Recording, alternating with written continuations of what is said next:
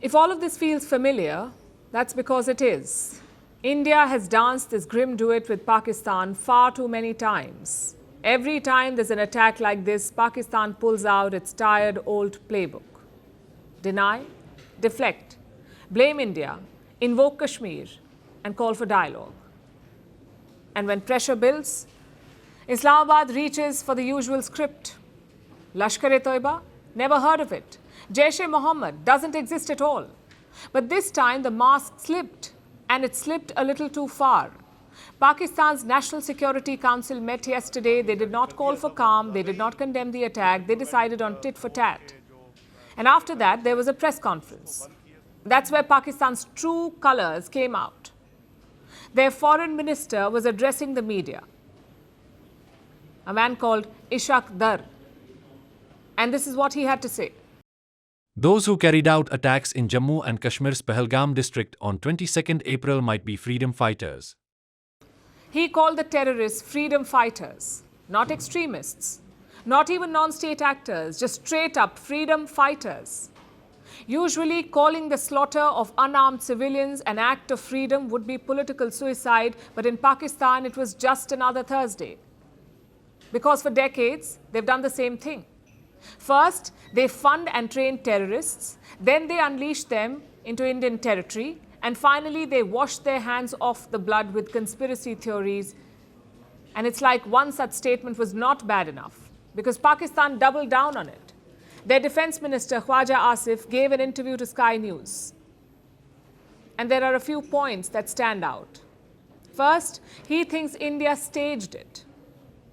Let me quote what he said. The reaction which came from Delhi is not very surprising for us. We could make out that this whole thing is staged to create crisis in the region. So according to Pakistan's leadership, India did this. India killed its own people to create a crisis. If this is delusion, we would ask them to seek help. But if this is their media strategy, it's not only bad, it is borderline pathological. And Khwaja Asif was not done there. The anchor asked him if Pakistan had a long history of funding terrorism. And listen to what he said. You do admit, sir, that Pakistan has had a long history of backing and supporting and training and funding these terrorist organizations. Well, we have been doing this dirty work for the United States for about 3 decades, and West, including Britain. Well, that was truly candid of him. This is something that India has been saying for decades. And finally, a sitting Pakistani minister is admitting it on television. Islamabad has been exporting terror for decades now, 3 decades according to Khwaja Asif. So the mask has truly slipped, and how? Is it lack of diplomacy or just bad media training? We will let Pakistan figure that out, but here's a reality check for Islamabad. Terrorism is not freedom. Butchers cannot be heroes. Pakistan can hide behind fake press conferences. They can send their ministers to lie on foreign channels. They can even weave whatever narrative they want, but the truth always has a way of slipping out, and this time it slipped out loud and clear. No amount of gaslighting can erase the facts. No amount of diplomatic posturing can wash away the blood of innocents.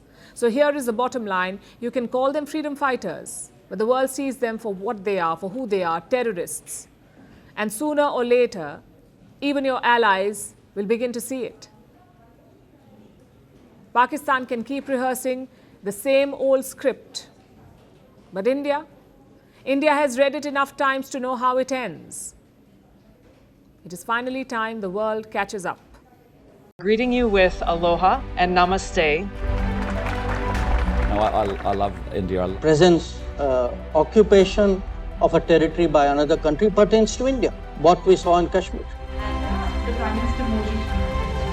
How do you see Trump's America? Yes, the current administration behaves differently from the previous administration.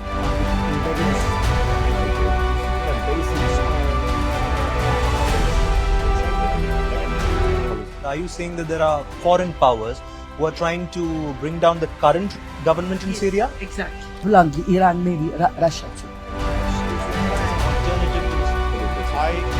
Prime Minister Modi committed to South-South, cooperation. For votes not over 50%. Is Ukraine prepared to pay the price for that peace? No compromises at the cost of territorial integrity and sovereignty.